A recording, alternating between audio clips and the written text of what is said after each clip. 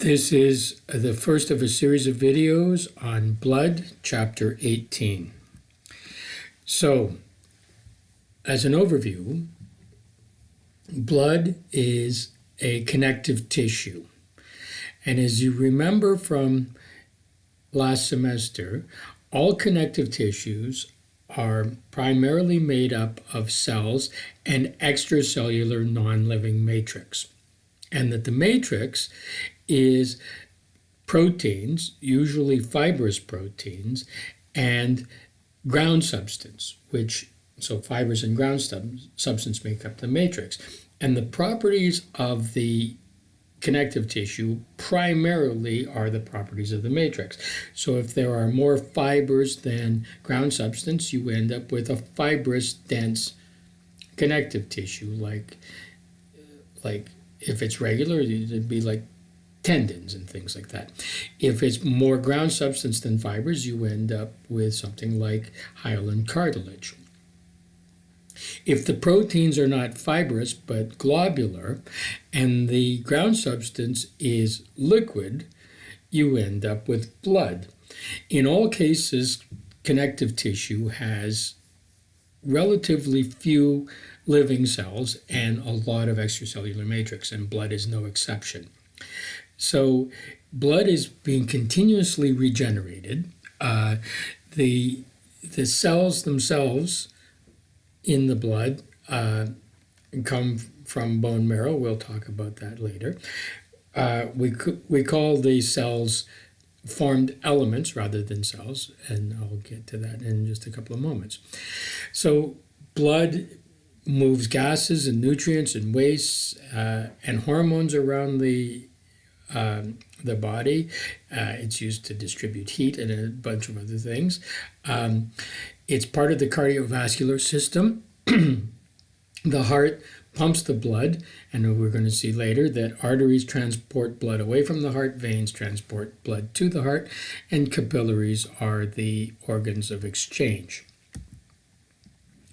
So rather than calling the living parts of the blood cells, we call them formed elements. And they're called formed elements because red blood cells have no nucleus, and they have no ability to undergo mitosis because they have no nucleus. But they do have a phospholipid bilayer. They have some, well, they don't have very many organelles by the time they're fully mature, but they start out life as a red cell. They are called erythrocytes. Erythro means red, cyte means cell. And these are the cells that are primarily involved with transporting the respiratory gases, carbon dioxide and oxygen. The white blood cells are leukocytes. They are used in immunity and defending against pathogens. Leuko means white, cyte means cell. Platelets are just cell fragments. They have plasma membranes. They have some organelles. They have actin and myosin and such. They contract like a muscle cell, but there's no nucleus, and once they contract, they don't ever expand again. Again, they're not true cells because they don't have all the organelles of a cell, but they are a formed element. In some textbooks, especially older textbooks, and oftentimes you will see when we're referring to platelets, the old name for them is thrombocyte, which means clot cell. So platelets are involved with clots. The matrix of this connective tissue is called the plasma, and it's fluid. There is plasma proteins and stuff dissolved, the solutes that are dissolved in the plasma. So what's blood do for us? It moves stuff around primarily because it goes to everywhere in the body. virtually. Um, it carries the blood cells around, and as we saw, the red blood cells carry oxygen and carbon dioxide, so it's involved with the transport of those gases. It transports nutrients from your guts to the cells that need the nutrients. It transports hormones from the endocrine organs to the targets. It transports heat around the body, keeps us evenly an even temperature. It transports the waste products of metabolism to either the lungs or the liver or the kidneys, where we dispose of them. It's involved in protection. It protects the body against pathogens. The white blood cells and a lot of the plasma proteins, the globulins, gamma globulin, etc., which are really antibodies, we'll see in a few weeks, protect against any pathogens. Platelets protect against blood loss. So blood carries with it the ability to prevent blood loss. It is involved with regulation of a bunch of things. It regulates body temperature. Blood absorbs the waste heat from metabolism, especially muscles, because there's a lot of waste heat there. It moves the heat around the body so that we are relatively the same temperature everywhere. It brings heat to the skin, where we radiate heat and we dissipate any excess heat. That's why when you are really hot, you turn red, because you bring more blood to the surface, radiate the heat. And when you're cold, you go very pale, because you divert the blood away from the skin and you conserve heat that way. Blood is very involved with regulating pH. There are buffers, and we will, in the second last or the third last unit, we will be talking about acid-base balances, fluid balances. So this is all to come, but basically blood distributes water around and maintains osmotic balances. So when we look at blood, it's red, as you know. But there's various shades of red. The oximeter that you put on somebody's finger measures this color and can tell how much oxygen there is by the color changes. When oxygen-rich blood, when there's lots of oxygen, it is a bright scarlet red. When it's oxygen poor, so venous blood, which has less oxygen in it, is kind of a dark red that tends towards the purple. The less oxygen, the more bluish purple it becomes. It's because we're going to see that hemoglobin contains iron. When iron and oxygen mix, you get rust, which is primarily red. When iron is not oxidized, it is kind of a gray-blue. And literally, the addition of oxygen to that iron makes the red blood cells more red.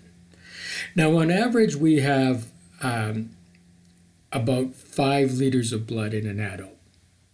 Now, you will read in various books that men tend to have about 5.5 liters, and women tend to have about 4.5 liters.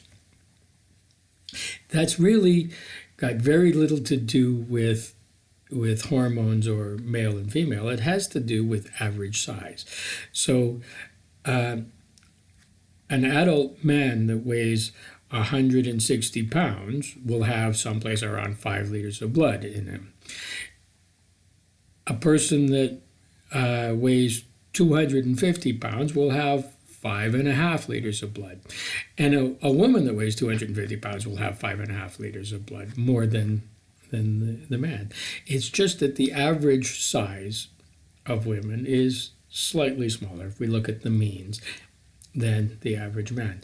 So it's safe to really assume that most people have someplace around 5 liters of blood. Now, one of the properties of blood is its viscosity. It's sticky. It is 4 to 5 times more viscous than water. So that means it takes more energy to push. As you know, viscosity is part of resistance. It's hard to get honey out of the squeeze tube, or if the ketchup is more viscous, it doesn't flow as well. So most of the viscosity comes from the number of formed elements, and most of the formed elements are erythrocytes. So viscosity increases if we have more erythrocytes, and it also increases if we have less fluid. So if you're slightly dehydrated, and you lose some of the fluid, blood becomes more viscous and is harder to push through the blood vessels. So therefore, blood pressure goes up as viscosity increases. Blood pressure goes down as viscosity decreases. So adequate hydration helps maintain the correct viscosity. This idea will reoccur a number of times before the end of this semester.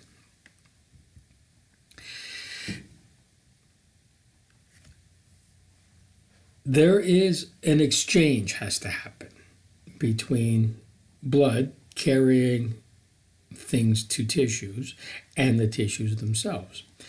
And so there's an exchange of liquids, of water, of proteins, of all kinds of different things have to move back and forth across. And they follow osmotic gradients. So we are very careful about maintaining an osmotic gradient, and so the way we do it is through ions, which is primarily sodium. So sodium ions create osmosis, and water flows towards that. And larger proteins, the biggest protein that in the plasma that determines osmotic direction is a protein called albumin, and it's made by the liver. Blood is a little bit warmer than body temperature, so it warms things that have more blood in them. It's slightly alkaline. You should be able to chant along with me by the end of this semester that blood is 7.35 to 7.45. That anything pH any lower than 7.35 is really acidosis, and anything above 7.45 is alkalosis. The pH of blood target is 7.4. If we're 7.36, we are tending towards acidosis, and if we're 7.44, we are tending towards alkalosis, but we don't cross those lines. Maintaining the correct pH is really important for almost all physiological functions, because protein shape depends on pH. The tertiary shape of proteins depend on the pH, and we don't want those proteins to denature. So this is a very, very highly regulated property, enough that we are doing a whole unit on maintaining the proper pH. later in this course. When we look at blood, one of the blood tests that we do, and when we take a sample of blood, is we take that that test tube, we put it in a centrifuge, and we spin it. And when we spin it, the heavy stuff goes to the bottom, which are the red blood cells. They're the erythrocytes. And they normally end up at about 45% of the sample. Now, if you're dehydrated, it might be as high as 50%. If you are really overhydrated or you have anemia, it might be around 40%. But nevertheless, you expect someplace around 45%. Plasma is the liquid part. It is kind of a straw colored because it has lots of proteins and it has other things in it. It represents about 55%. And in between, there's a thin layer of kind of a buff colored, so we call it the buffy coat. It is kind of a browny, gray, white layer, very thin. It's less than 1%, and that's where the white blood cells and the platelets end up in the buffy coat. This is what it looks like. So this is a useful chart in that you can see that 44% of the whole blood in this case is erythrocytes, red blood cells. We call that collectively the hematocrit. The platelets and 5 different white blood cells are in this little buffy coat, this 1% here. And then the plasma is 55%. 92% of the plasma is water. 7% of the plasma is proteins. 3 major proteins are albumin, globulin, fibrinogen, with a few other little regulatory proteins in it. More than half, almost 60%, is albumin. That controls osmosis. Globulins are really the antibodies used in the immune system. Fibrinogen, we'll talk about shortly. It represents about 4%. It is the clotting protein. It is involved with blood clotting. There are things that are dissolved in it, like the electrolytes, nutrients, so things like glucose, blood glucose levels, etc., amino acids, that kind of thing. The respiratory gases, so the electrolytes are things like sodium and potassium and magnesium and calcium, etc. The respiratory gases are oxygen and carbon dioxide, and various waste products like urea. They're dissolved. The proteins are held in a colloid suspension, but about 92% water. So, as I said, the hematocrit is really the amount of red blood cells. In men, it can be as high as about 55 or 56%. And that's because testosterone causes more erythropoietin, and we'll see erythropoietin causes more red blood cell production. Women tend to have a bit lower for 2 reasons. One, they don't make as much erythropoietin based on lack of testosterone enhancing red blood cell formation, but plus premenopausal women lose a certain amount of blood every 28 days to menstruation, and will lose red blood cells to that, and they're slower to replace. But if you look, there's an overlap here, and so women 46, 47%, men's kind of low end is 42%, so there's still 5% of overlap. Most people are in that overlap, men and women. So we say that it averages out to be about 44 to 45% is the hematocrit. You've all seen slides, you've probably looked at them last semester, of a blood smear. And really, this is a thin layer of blood on the microscope slide. They're stained using gram stain so that we can see the formed elements. The formed elements, to remind you, are erythrocytes, leukocytes, and platelets. So when we look at the picture, it looks like this. These things with kind of the pink with the light centers in them are the red blood cells. The white blood cells are these things, and they stain either red and blue or purple, or depending on what type of white blood cell there are. And then these little tiny things, and you can look at this picture more closely in your textbook, figure 18.2, is what platelets look like. They're just little fragments. But when you look at the smear, you will see that mostly what you are seeing is red blood cells.